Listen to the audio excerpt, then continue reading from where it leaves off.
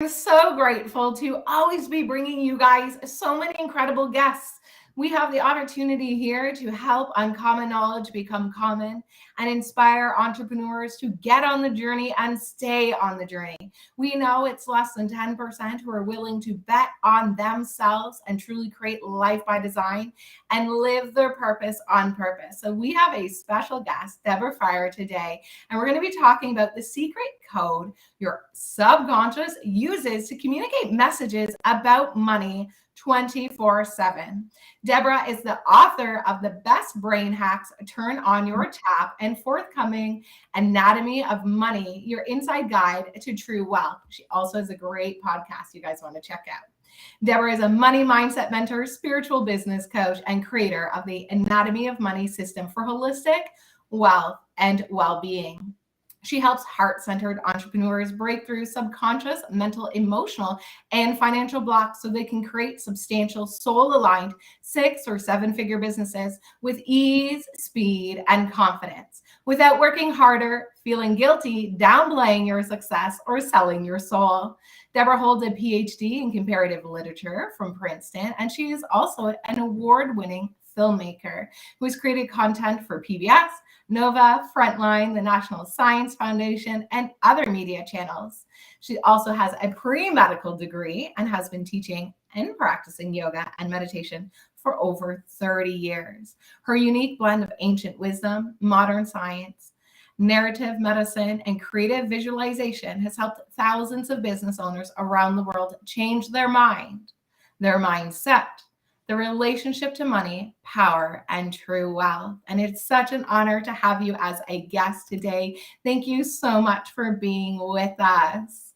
Thank you so much for the invitation. Oh, it's absolutely my pleasure. So everyone just heard a little bit about you. Is there anything I missed in there that you want people to know? You know, I want to share every time I'm introduced like that, even though it's all true, there's a part of me that still internally feels like blushing, a little bit of embarrassment, and a little bit of shame. And we're here to talk about that on the Own It Show because we're here as women to rise, to own our genius, and to really dismantle some of the cloaking that we've all been handed by the dominant paradigm that tells us you're too much. You know, when I hear that, like my part of me inside is like, "Oh, I'm too much. I shouldn't have said all that." But it's true. I worked hard for all of that, and I'm proud of it. And I had amazing experiences and incredible, adventures and growth and wisdom through all of that. So I just want to preface that by saying that I'm a real human with real feelings, and it doesn't matter how big your bank account, it doesn't matter how much authority you have, it doesn't matter how many books you've published, how many clients you serve, how many likes you have. There's a part of all of us that is still, and this is not even particular to women, that is still laboring under the collective unconscious conditioning around who has power, who doesn't, who gets money, who doesn't get it. And this is true for people who identify as women, for people who identify as men, for non-binary, because all of us have wounding around power and money. So I just want to acknowledge that straight out of the gate because I'm feeling just a little twinge, a little cringe of, ooh, I'm too much. And you're everything the world needs and more. And you're such a gift to bring love and light and positive energy. And you're a wealth of knowledge. It's an incredible opportunity to be able to understand the body physically and metaphysically. And I had the honor to be on your Anatomy of Money podcast, which was amazing, where we got to talk a little bit deeper about that. Because for so many of us, this is the uncommon knowledge. There is no class in school that explains to you, here's your roadmap of your human body and mind. Oh, and did you know there's an esoteric energetic field that you're connected to that is also running your operating systems and creating your life? It's just not taught in school. And then to be able to take this information and literally niche down to talk about limiting beliefs about money, which really is about our self-love, our self-worth, our beliefs that about our ability to own and earn and keep money. Because that was one thing I had to learn in the beginning of my relationship with money. I was like, well, I can earn it, but I can't keep it because then my belief says I am not good. And so that actually took me quite some time to start that shifting. And these are the beliefs, the things we're going to talk about today. And this is the uncommon knowledge that's just simply not taught in schools, but is a foundation, a literal principle and foundation for success in living a fulfilled life. Because in this realm of reality that we live in, money is our form of exchange here. A lot of people, I do energy exchanges, service exchanges with people. And if I went to the grocery store and I was like, I'll give you a timeline therapy, can I have that stack of bananas? We're not there. So the money is something we need to build a relationship around and change those beliefs. And I'm so happy and grateful to have you on the show today to be talking about that. Before we dive into your tips on your zone of genius, let's just share a little bit about that entrepreneur journey. How long have you been an entrepreneur? How's it going? What's your vision? And what would be your piece of advice for the entrepreneurs out there who are either getting started, stuck, or looking to scale? So these are awesome questions. Each one is a really, really big question. So the high level view of my journey as an entrepreneur, I started out as a contrapreneur, C-O-N-T-R-A. I was hell-bent against money. I didn't like it. I thought people who had money were jerks. I thought people who had money were misogynist. They were trashing the environment. They were raping and pillaging the earth. I didn't have anything nice to say about anybody who had money. And now this wasn't very clearly thought out. It was just like this blanket, anybody who has money is a jerk, and I'm just going to throw everything out together. And clearly that's not particularly helpful. I recognized that was a reaction against some ways that money had hurt me, that, I had grown up in an environment where it wasn't safe to be around money, where money was used as something that was manipulative and controlling. And I didn't want to be manipulative and controlling, so I didn't want money. I just didn't want anything to do with it. I had also dated many multimillionaire men, and they broke up with me and they broke my heart. So I had this idea that, I don't want to get too close to money because it breaks my heart. Like it's physically painful, and I'm going to cry, and I'm going to be sad, and I'm going to be alone. And so, at this core level, there was this conflict internally of I can have money or I can have love. Well, duh, I'm going to have love. There was also a core conflict. So after I went from being a entrepreneur, then I was like, okay, Deborah, that doesn't really work. Maybe you actually would like to have money, because being a starving artist isn't all, that great as it's cracked up to be. Like, it's really fun traveling the world, being a filmmaker, but it's really not fun, going into overdraft every single month. And it's really not that fun being $100,000 in debt. That creates a feeling of I can't breathe and I'm such a loser and da-da-da. So maybe I actually do want money. So then I became a wantrepreneur. I wanted it. Like, my mind was like, I wanted it. But all the rest of me, the subconscious 95 to 99% of the rest of me was like, no, it's not safe for you to have it. And that's where a lot of us get stuck. We say, I want XYZ, but you're having a tug of war inside. And your conscious mind gets 1 to 5% of the rope. And then 95 to 99% of the rope is the whole rest of your team. And they're like, no, money's not safe, right? So I went through this period of I want to be a wantrepreneur, and that wasn't working.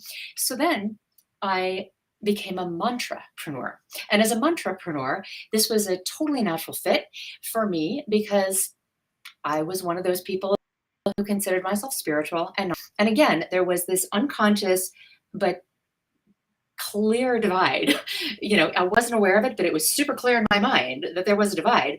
I can be spiritual, I can't be rich, and I have to choose. Well, duh, I'm going to choose being spiritual, because money is gross, it's manipulative, it's controlling. So again, I chose the stuff that felt better in my being. So I meditated a lot. I used mantra a lot. And mantra actually means mind track. And our minds are constantly repeating mantras, whether or not you're aware of it. Your mind is constantly saying, you can't do that, or, oh my God, oh my God, oh my God, or that's never going to work, or I'm going to fail, or it's not going to work, or I'm going to be disappointed. You got to just be aware. And if you're aware, that's the mantra that you're repeating. Well, you could repeat anything, because your brain will believe whatever you tell it. So I started filling my mind. I was literally entrancing myself. And this was an entrance point. I was entrancing myself. And this was an entrance point into me recognizing that I was more than the story my mind was telling about me. And then I really got serious about becoming an entrepreneur. Because when you become aware that you are way more infinite and vast and inspired and enthusiastic and capable and competent than your mind will tell you from its limited perspective of past experience, you tap into the infinite potential of everything. And then I became an entrepreneur. So how my entrepreneurial journey is going, like in hard kind of numbers, I went from not having a business. I went from being an award-winning documentary filmmaker, which I totally loved and still love. And I decided I was going to put that on hold for a little bit. And I'm so ready to get back to it. Like I wake up thinking about it and dreaming about it, and I'm just so ready because, I'm working with my clients to rewrite the movie that's going on right here in their mind. And I call it the Weather Channel, the WHETHER channel. The Weather Channel is like, should I or shouldn't I? And is it going to work or is it not going to work? And how long is it going to take? And there's self-doubt and self-sabotage and self disqualification and self deprivation and all these things that create a lot of turbulence and storms. And there's a lot of high drama, self-generated by the mind. And it's self-generated partly through our individual experiences and partly through our collective experiences of trauma. Yeah. And I know that's a big word to bring into the field, but healing your money story has everything to do with confronting wounds that you've individually experienced, wounds that you've collectively experienced as a human on earth, especially if you're a non-white human on earth. You have been marginalized, you have been undercapitalized, you have been unconsciously conditioned to accept less than white males. And it feels very threatening and it feels very scary to have this conversation. And yet it's a conversation that must be had because none of us benefits when only some of us are benefiting. Absolutely. And it extrapolates even bigger when we look at the planet and what we're, the kinds of raping and pillaging that we're doing to Mother Earth, who is, the ultimate support for us, the ultimate, provider of food and warmth and shelter and beauty and nourishment. We have one Earth we all share. We have one envelope of air we're all breathing. So, as an environmental filmmaker, I began to be aware that, the water is moving through me, the air is moving through me, the food is moving through me, and it's all, I'm transforming it and I'm making a movie on my mind and I'm projecting that out. And if I'm constantly leading with self-doubt, well, then I'm going to walk into that movie. I'm going to walk into that movie, right? I'm going to walk into situations and conversations and relationships that cause me to question myself and question my judgment and question my value. And the beauty, validate all those beliefs. Yeah, right. I'm looking for something out there to invalidate me because internally I feel so invalidated. And it's not my fault. It's not my fault. It's not the fault of anybody listening. And I want to even go beyond that. We want to place blame on anyone because we're all co-creating the future right now. We're all co-creating something that is sustainable for ourselves and is sustainable for our clients and is sustainable for the planet and all of humanity. So, the second part of your question, which is like, how's my business going? My business expanded, it exploded. It just got really, really like massive in terms of my reach, in terms of the global reach, in terms of the money flowing through my business. And after great expansion comes contraction. And the contraction is a natural part of the phase of all creativity. There's nothing wrong with it. And so many people think, oh, I'm having a bit of a, contraction. That means I should quit. No, it doesn't. It means that you're regrouping. It means you're integrating. It means you're reassessing. So I'm in a period right now of really reassessing, how do I want to operate my business? Because of this thing that I'm sharing around, we're all collectively conditioned to minimize ourselves in some way. For women, we're not supposed to be loud. We're not supposed to have so much authority. We're not supposed to be so powerful, right? We're called bitchy and we're called aggressive and we're called rude and, like all these labels. Assertive. It's the same thing if a male did. But if a man does it, it's like, oh, he's a protector, right? Yeah.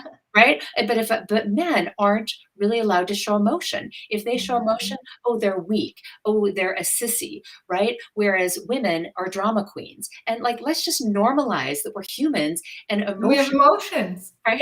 And emotions are part of the energy that's moving through us. So, I'm really like reevaluating, how do I want to serve? And this morning, actually, right before we got onto this interview, I did this really powerful, eye-opening exercise. And that was, I wanted to challenge myself, and I want to challenge you if you're listening right now, to write down and track and quantify your contributions that you've made that are non monetary. Like, we're so used to running business that says you pay me and I give you something. We're so used to this, transactional way of being in business. And so I really wanted to challenge myself. What are the relationships that I'm cultivating? What are the relationships that I'm cultivating? And so I created a spreadsheet of all the people just in the last year, not in the last all time that I've been in business, just in the last year. How many people did I scholarship in my programs? How many people did I partially scholarship in my programs? How many people did I cover for because they were members in my community whom I love, who were having, a cash flow challenging month? Perhaps it was a woman of color. Perhaps it was a single mother. Perhaps it was, a woman who had something happening in her family, and she just felt pulled in many directions and she wasn't able to cover her commitments. And it was a choice between, do I pay the coach or do I pay my mortgage? And so there were times where I stepped in to say, I'll cover for you, I'll help you. And I tallied up how many people did I help in that way. And it was $125,000 that I gave to others. I gave freely. And I'm not even talking about like this kind of free, wisdom experience, these kinds of coaching It's a full opportunities, exchange. right? These kinds of exchanges that we have that are free all the time. I'm not even counting all of that. I'm just counting money that I actually gave to people so they didn't have to pay to work with me. Yeah. And, That's an abundant mindset. yeah, and it's an abundant mindset. And I also discovered that I had a bit of a money shadow around it, because I don't want to set myself up as the one who's going to be the rescuer, because that leads you to unconsciously believe that you can't take care of yourself. And, this is something that I've seen in many heart-centered entrepreneurs, and I'm just raising my hand and outing myself as one of them, which is that we still continue to overgive. And that actually limits The other person. it. Well, it also limits me. It limits the amount of scholarships that I can give. If I'm giving so much away, I have to make sure that my pricing allows my business to be sustainable so that I can pay myself. Because honestly, behind the scenes, there were a couple of months where I didn't pay myself because I was covering for my clients, even earning at a level that allows me to give, to that degree. So what I'm saying is, it really doesn't matter how much money you're making, because if you're living in a very abundant mindset, you're always going to give more than you receive. And what I recognized is that I gave super generously and I received super generously. And I just wanted to add on to that about self-worth and boundaries. And so in the NLP, one of the boundary exercises is, if the agreement is not met, what are the consequences? And I think for a lot of heart-centered entrepreneurs, that's where they lack. We let people off the hook constantly, but what that does is just feeds their limiting beliefs and paradigms.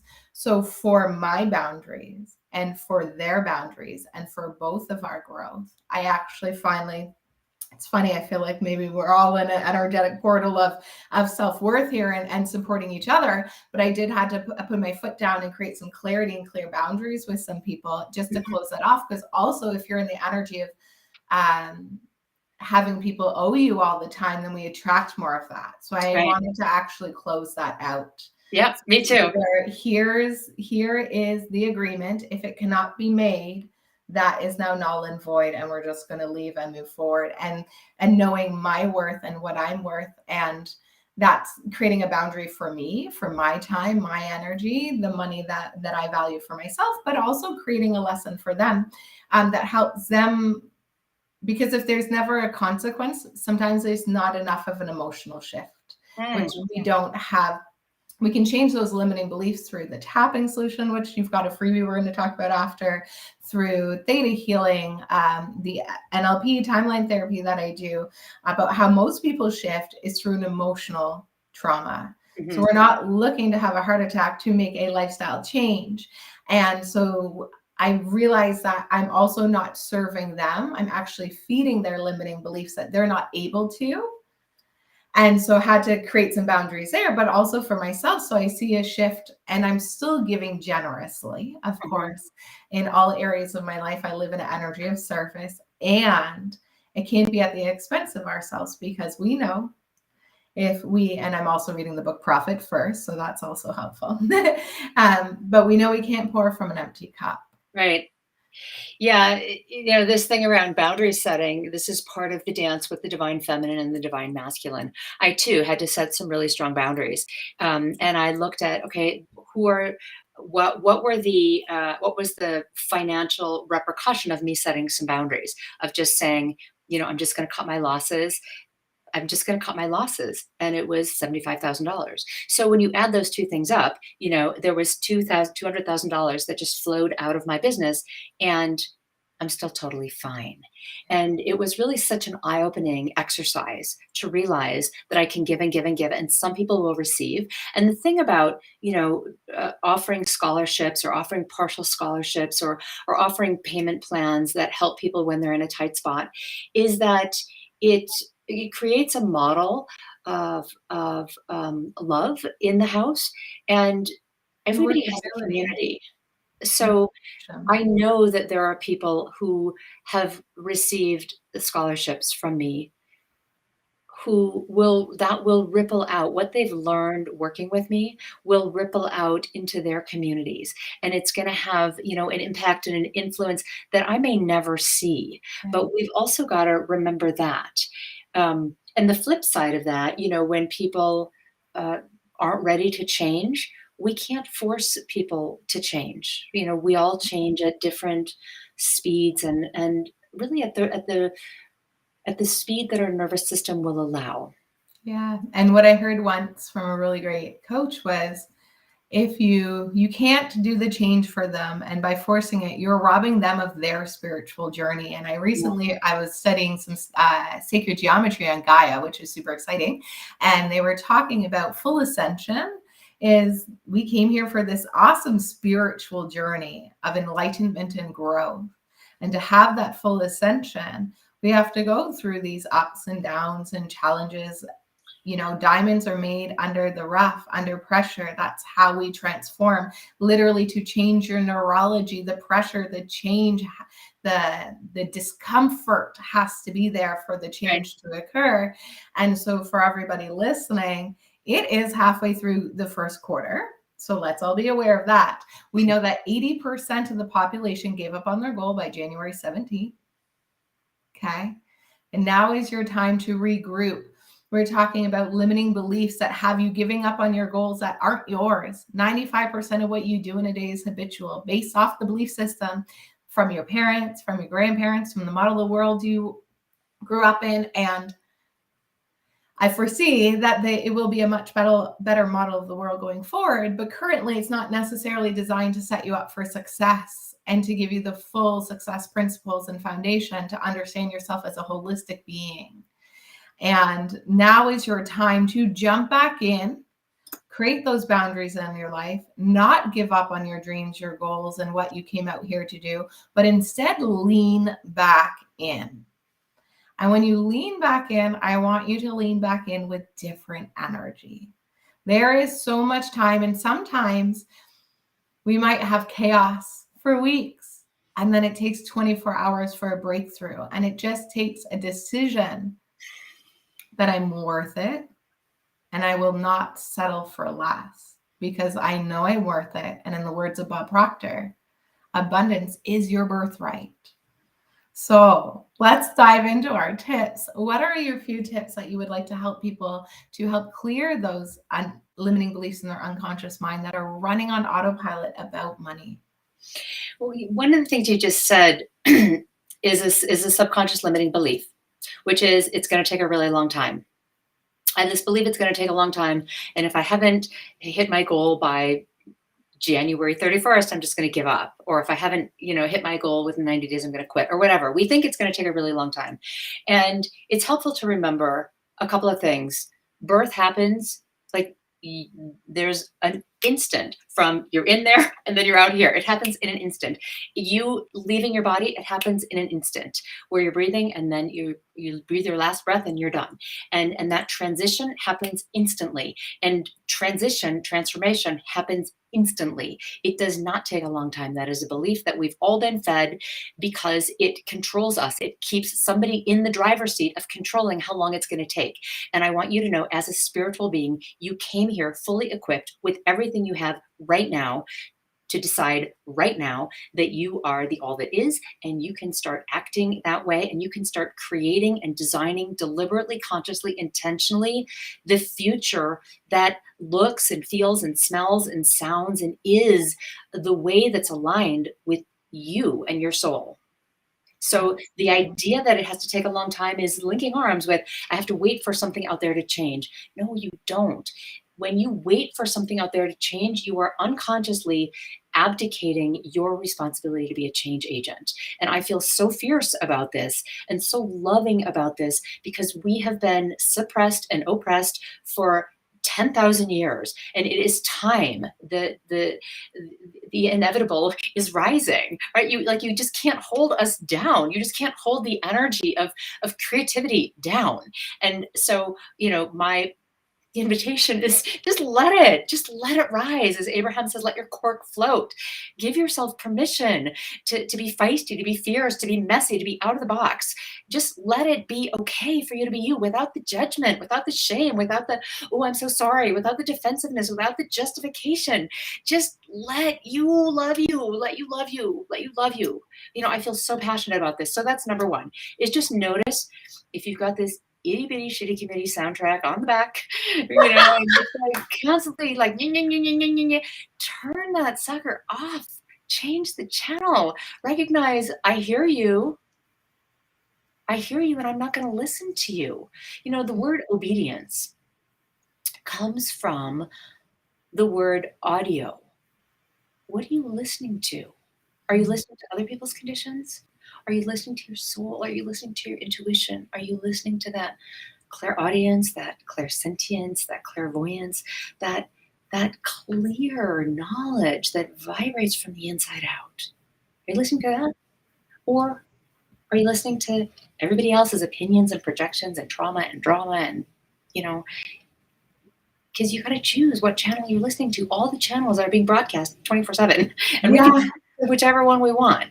So, eavesdrop inside your own head. And the second thing is eavesdrop inside your body. So at the beginning of this interview, when I was listening to Heather read my bio and I was receiving the praise and I was receiving the acknowledgement, I was receiving the recognition, there was a part of my body that was like squeezing, like hugging that. And at first, my nervous system identified that as it's not safe. And so I was in the body, and I'm holding my heart right now because I was feeling my heart breaking. Like, I'm going to be in trouble. Like, I shouldn't be so much.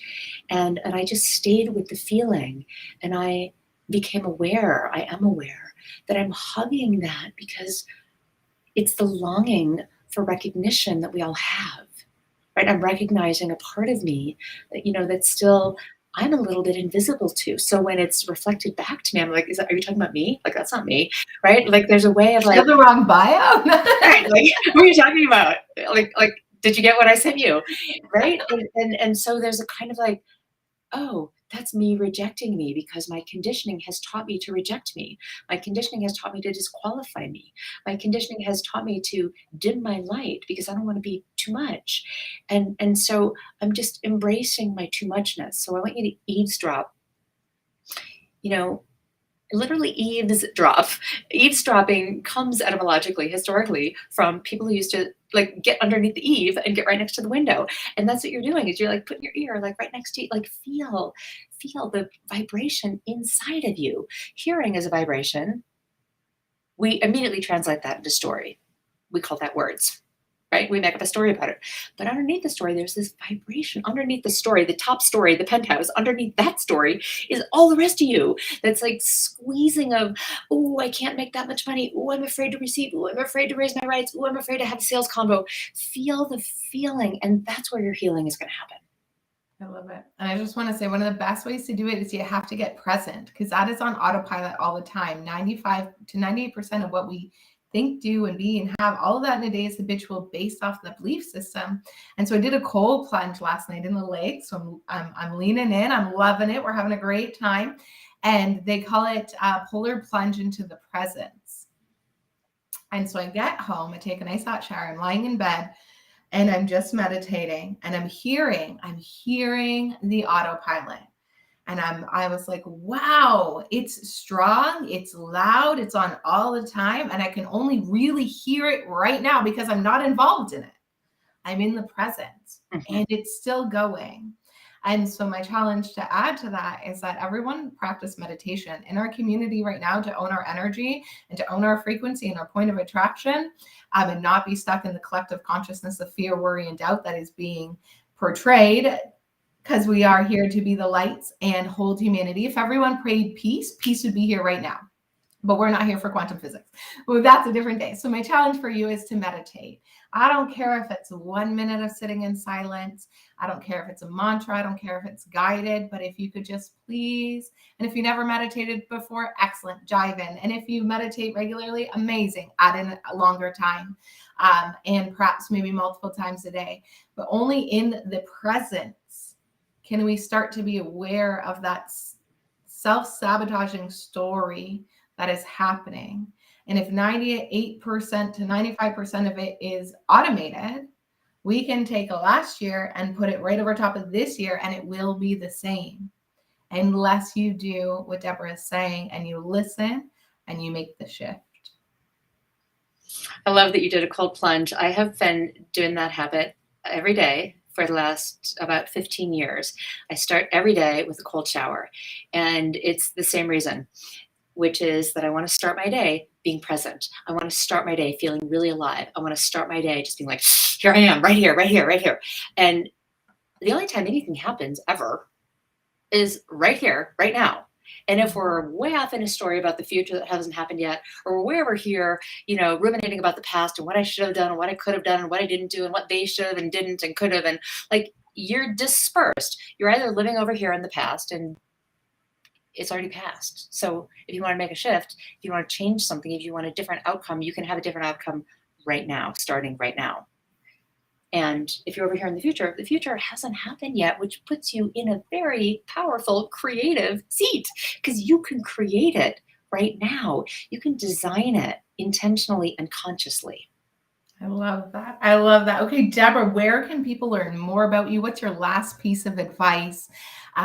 She is a wealth of knowledge. She's an incredible coach, but also mentor and guide, because this is the uncommon knowledge we need to become common. And this is the conversation that we need to have more, is truly, what is our relationship with money and our belief of our self-worth and our ability to receive and keep and live an abundant life? So where can I learn more from you? There are so many ways. I would love to invite you to download a free copy of my book, Turn on Your Tap, and that will give you an introduction to EFT, Emotional Freedom Technique tapping.